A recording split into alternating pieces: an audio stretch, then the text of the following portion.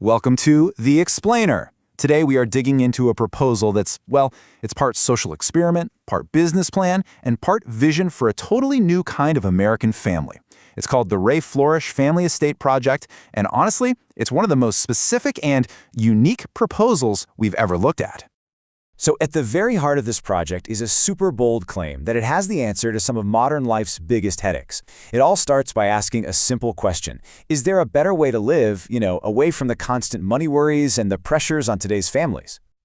The project basically lays out two very different paths. On one side, you have the reality it's trying to fix, jobs that just drain you, feeling constantly worried about money, and the kind of isolation a lot of parents feel. But on the other side, it offers a pretty radical alternative, a life built on community, on being able to rely on yourselves, and creating wealth that's meant to last for generations. Okay, that's a really compelling promise, right? But what does it actually look like? Well, the vision is all centered on one single specific location, a cooperative family estate out in Oregon. The founder, Flourish, is very clear that this isn't some brand new, futuristic idea. He frames it as a return to an older way of doing things. The goal isn't just for people to live together, it's to build a very intentionally structured and powerful family unit. And get this isn't just some abstract idea. The project says a real physical property has already been secured, a big mansion in Corvallis, Oregon. The picture it's selling is really one of escape, fresh air, clean water, and the ability to grow your own organic food right there.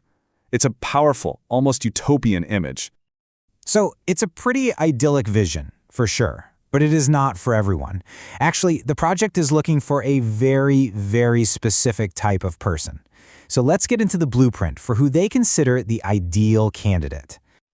And when we say specific, we really mean it. The project is explicitly putting out a call for Puerto Rican or Dominican women who are from North Jersey.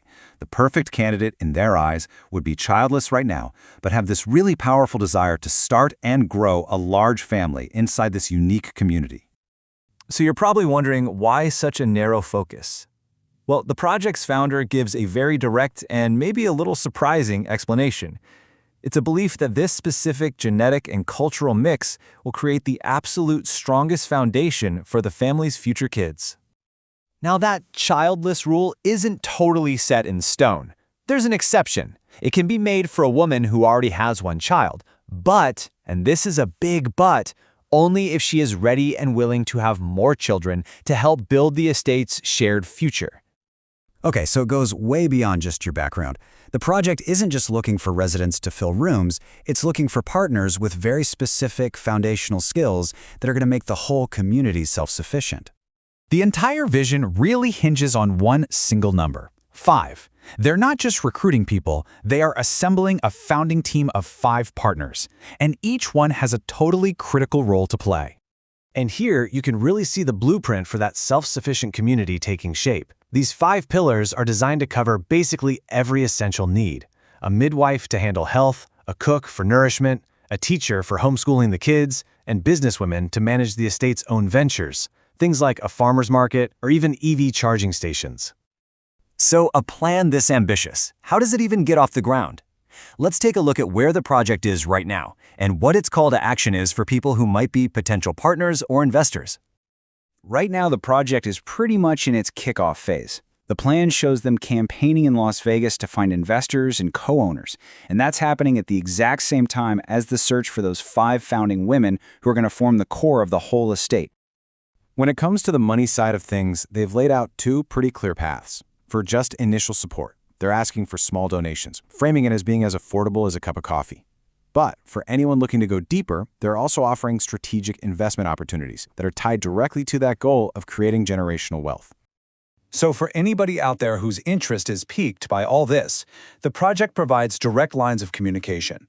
There's a phone number and an email listed for any questions, and they say a PayPal link for donations is available if you just ask for it.